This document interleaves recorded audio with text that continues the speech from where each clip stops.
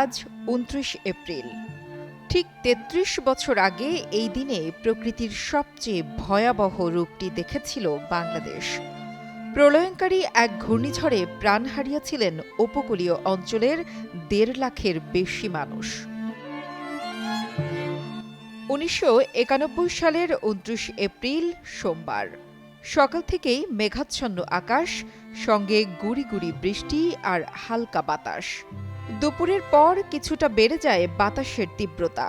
সন্ধ্যা নামতেই সময়ের সঙ্গে পাল্লা দিয়ে তীব্রতর হতে থাকে বাতাস, বাড়ে বৃষ্টিও। মধ্যরাতে বেড়ি বাঁধ ভেঙে লোকালয়ে প্রবেশ করে পানি।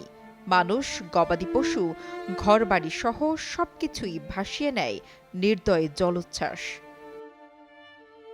সেদিন মধ্যরাতে ঘুমান্ত লোকালয়ে আঘাত হানা ভয়াবহ সেই জলোচ্ছ্বাসে তলিয়ে যায় দেশের ১৩টি উপকূলীয় জেলার বিভিন্ন এলাকা। সবচেয়ে বেশি ক্ষতিগ্রস্ত হয় কক্সবাজারের মহেশখালী, কুতুবদিয়া, চকরিয়া, কক্সবাজার সদর, চট্টগ্রামের আনোয়ারা, বাঁশখালী, হাতিয়া ও সন্দ্বীপ। বিকেলে ৪টার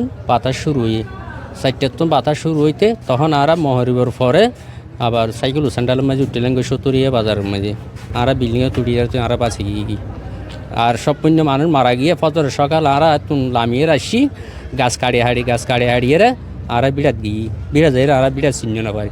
৯১ বন্যা শুরু হতে এই সময় মাঝে আর ঘর বাড়ি মানি ফানিয়ে রুফি গিয়ে বাইচুরি গিয়ে বাইপুরি গিয়ে বেশি মানুষ বাই গিয়ে বেশি মানুষই তাইলে এখন আর তো গাছ গোছলা ভাঙি আর গুড়া আলাদা পানলে আর মাথা চুলো দন আসছিল গাছ ফজে তো রাস্তার কোলে রাস্তা ফজে দে এ ফুয়ান বুগল আলাদা ফুয়ান বুগল আড়ি যাই না ভারি দে এ দূর ফানি ফাড়ি আর কুল দর্জি করে এই ফুয়ান বুগল লই ফাঁসি ভরি মরি যাইতে আর ফুয়া মাঝ যাওয়া ৪০ দিন না ফুয়া ফাঁসি ভরি মরি যাইতে ৯১ বন্যা মাঝে আসরত মাঝে আর আসরত লামি হলো এর আসরত মাঝে তোয়ানো বেদে আর নজানি আর গদ্দ যেত রাইতো এত গদ্দুয়ার ভাঙি যেত রাইতো এত গদ্দুয়ার ভাঙি যখন আর গিয়ে আর পাতে মানে আর জামাইতে মরি গিয়ে ৯১ বন্যা মাঝে তো ফুয়াইন মরি গিয়ে ফুয়া মরি গিয়ে সব ৭ জামাই মরি গিয়ে।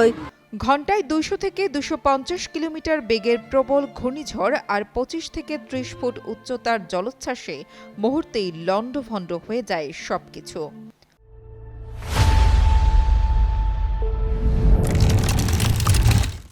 বিচ্ছিন্ন হয়ে যায় বিদ্যুৎ, ভেঙে পড়ে যোগাযোগ ব্যবস্থা। সরকারি হিসেবেই প্রলয়ঙ্কারী সেই ঘূর্ণিঝড়ে মৃতের সংখ্যা ১,৩৮,০০০। বেসরকারি হিসেবে যা ১,৬০,০০০-এরও বেশি। জলোচ্ছ্বাসে তলিয়ে যায় হাজার হাজার হেক্টর ফসলি মাঠ, মারা যায় লক্ষ লক্ষ গবাদি পশু, ক্ষতিগ্রস্ত হয় নানা সম্পদ। সব মিলিয়ে ক্ষতিগ্রস্ত হয়েছিল ১ কোটির বেশি মানুষ। আর বর্তমান হিসেবে সম্পদহানি হয়েছিল ২০,০০০ কোটি টাকার বেশি। কাজফরি মানুষ সকল লোড়ন বাজি এরকম গিয়ে পড়তে কিন্তু আর ইন হবের মতন আর মানুষ মরিয়ে দিয়ে ইন হন্ডেকে হালন মাঝে গেলে হালর মাছ তো অধিক মাঝে না হয়তো মানুষ মারা আল্লাহ বলি এনে মানে ভয়ঙ্কর ইন হন্ডেকে তুয়ান বলতে আল্লাহ বাদে কে না জানে এরকম তুয়ান। আমার একটা বোন ছিল, ছোট বোন জুনু, ওরে আমি আম গাছের ২-১টা হাফ পার উপর থইলা মানে একটা গামছা দিয়ে বেড়াইয়া গাছের সাথে বাঁধা রাখছিলাম। তখন আমার নানারও বাড়ি আমাদের পাশে ছিল। নানার বাড়িতে আমার মামা একটা ছাড়া আর কেউ পায়নি। আমার নানা, ভাই, বোন যারা ছিল, আমার নানির আত্মীয় স্বজনেরা যারা ছিল সবাই একেবারে নিশ্চিন্ন হয়ে চলে গেছে। আর ভদ্রতে বৃষ্টি গিয়ে সময় না বাতার বাইয়ে রাতে বেশি বাতার বেশি বাইয়ে তারপরে রাতে ৩টে বাজে পানি এসে বেশি বডি পানি মুছে দিয়ে দলে বডি পানি আসছে পানি গরু চল মানুষ বেশি মরে আসে। দেখি জানোর সালোর যদি মানুষ বাসে যার গই গাছের যদি বাসে যার গই আর দুই অনেকটা নৌকা সিলিয়ারও বাসে যার তো মানুষ দেখি শুধু মানুষের চিল্লার দে মানে বাঁচা আর হারাখানো বাঁচা এই অবস্থা। আর গাছের উপরে বেড়ে ২-৩জন মানুষ, আর আম্মা আর মেজু ভাই। অথচ এখনও স্থায়ী বেড়ি বাঁধ নির্মাণ করা হয়নি কুতুবদিয়া ও মহেশখালী এলাকায়। ছোটখাটো জলোচ্ছ্বাসেই ক্ষতিগ্রস্ত হয় এ অঞ্চলের মানুষ।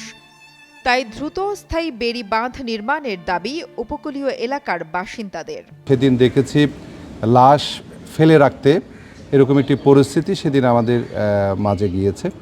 তো আমরা সেই 29 এপ্রিল যে যারা শহীদ হয়েছে, যারা মৃত্যুবরণ করেছে, আমরা তাদের রুহের মাগফিরাত কামনা করছি। এবং সাথে সাথে এটি বলতে চাই, এই যে আমাদের মাঝে 29 এপ্রিল হলো, লক্ষ মানুষ নিহত হলো, কিন্তু এখনও কুতুবদিয়া কিংবা মহেশখালী কিংবা চকরিয়া বাঁশখালীর অনেক জায়গায় এই ধরনের ঘূর্ণিঝড় থেকে মানুষকে রক্ষা করার জন্য যে প্রয়োজনীয় বেড়িবার দরকার বা যে ধরনের নিরাপত্তা বেষ্টনী সৃষ্টি করা দরকার সেটি এখনও হয়নি।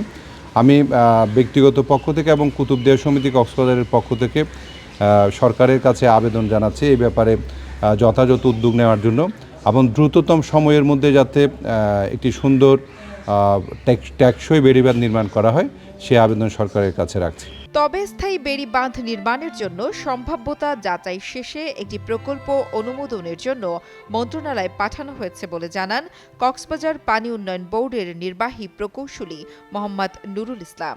ইতিমধ্যে আমরা একটা স্টাডি সম্পন্ন করেছি কুতুবদিয়া এবং মহেশখালী নিয়ে। স্টাডিটা সম্পন্ন করা শেষ হয়েছে। মহেশখালী মাতারবাড়ি নিয়ে আমরা স্টাডির আলোকে একটা প্রকল্প প্রস্তাবনা প্রস্তুত করেছি, যেটা আমরা গত এপ্রিলের 15 তারিখে আমরা এটা আমাদের পানি উন্নয়ন বোর্ডে আমরা জমা দিয়েছি। এবং একই সাথে কুতুবদিয়ার যে বেড়িবাঁধের কুতুবদিয়ার যে অংশটা সেটার আমরা ডিপিপি তৈরি চলমান রেখেছি। সেদিনের সেই দুঃসহ স্মৃতি মনে পড়লে এখনও আঁতকে ওঠেন উপকূলের বাসিন্দারা। ঘুমের ঘোরে এখনও খুঁজে বেড়ান হারানো স্বজন। মিশু দাশগুপ্তের পাঠানো তথ্য ও ভিডিও চিত্রে ডেস্ক রিপোর্ট, কালের কণ্ঠ।